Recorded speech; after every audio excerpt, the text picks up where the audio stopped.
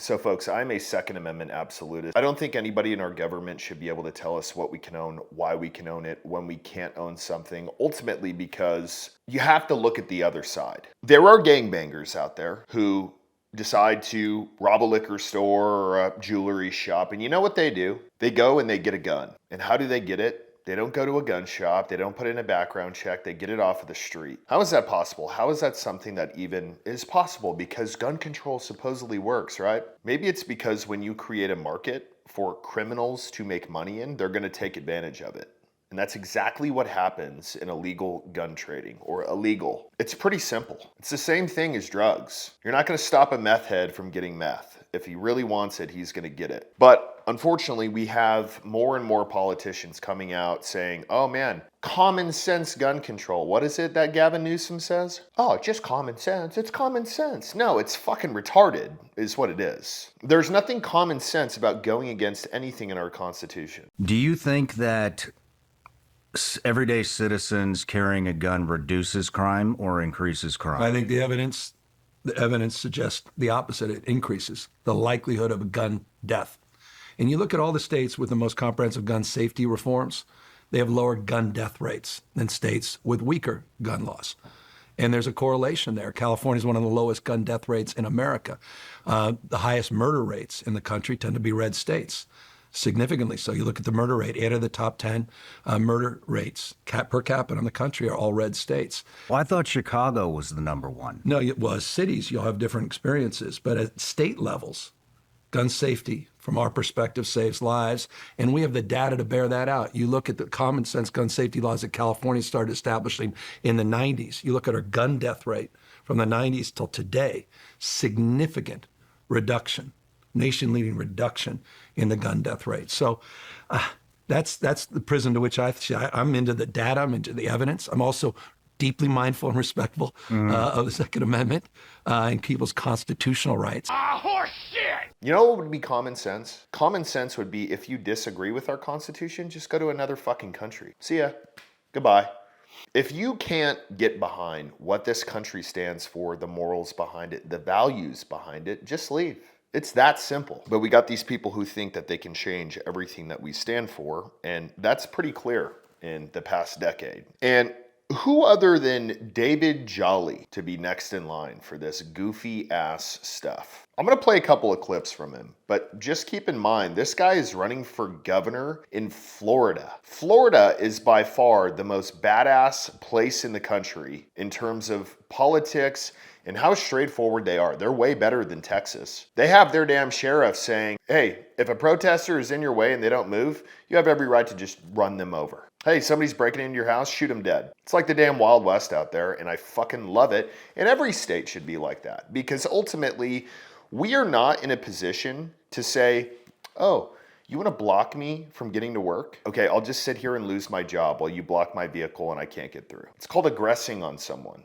There's several ways to aggress on someone, but if you're putting them in a position where they can't go serve their family, work, putting them in danger, they have every right to do whatever is necessary to remove the threat. I swear sometimes in America we complicate things so much. It's like, oh man, if somebody comes into your house to rob you, but they don't have a weapon, you can't shoot them. No, fuck you. You know what they have? They have the brain of saying, I'm gonna get over on this person, and they're taking a risk that you won't shoot them. Anyways, let's listen to this numbnuts. I would say the political answer to gun violence in America is never again elect a Republican. It's that simple. They're bad faith actors. And so if they want to focus on motive as opposed to the means, if they want to focus on one's status instead of the means, if they want to focus, frankly, for the evangelical community that says we have to fix hearts and minds, listen, there is no motive that can accomplish gun violence without the means, and the means is the weapon and the access to that weapon, and in cases like we just saw, to weapons of war. I think we've got to talk about licensing and registration. I think when it comes to background checks, it's not just universal, it's comprehensive. It can't be as simple as just checking if you have a criminal conviction. It's got to go much further than that. It's got to go to zero tolerance. It's got to go to strict storage requirements. And if you are not abiding by those strict storage requirements, you're going to jail.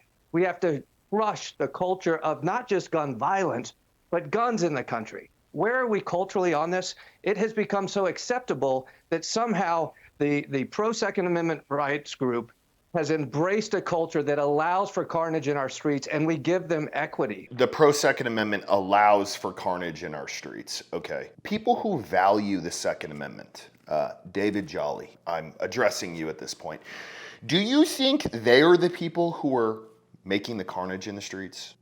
Like, let's just take Chicago, for example. How many people do you think that love this country, that don't feel like they're owed something, for example, reparations, are sitting in the streets every day, selling crack, robbing stores, killing people in droves, robbing people? The list goes on and on. How many of us do you think are doing that? Let me just give you a little bit of an idea. Probably less than 0.001% of all of the crap that happens. Why? Because most of us value our families. Most of us are Christians. Most of us want to provide a service for the community rather than destroying it. But you think just because we say, oh man, the Second Amendment shall not be infringed means that we're signing off on everything that goes on. We're not. But they're gonna get the guns anyway. When will y'all realize that? Y'all have a pea-sized brain. If you don't think that you can go out on the street today and go find somebody to buy a gun from, you're fucking nuts. We can't give them equity. I think it was Claire several weeks ago that said maybe the culture war in 2024 this country needs is the war around this issue of guns in America. And I find some of the comments by Fred intriguing about where we see America today compared to 100 years ago or 50 years ago, because I think that disparity exists in different states across the country as well. There are states with equal density of gun ownership, but some celebrate the violence and bravado around their guns, and others recognize the responsibility and discipline that has to attend to it. That suggests our culture has gotten off the rails when it comes to gun ownership. Really? A culture war? Who's celebrating anyone getting shot other than the people doing it in that culture? Who? Do you think we're stoked when we see a school shooting?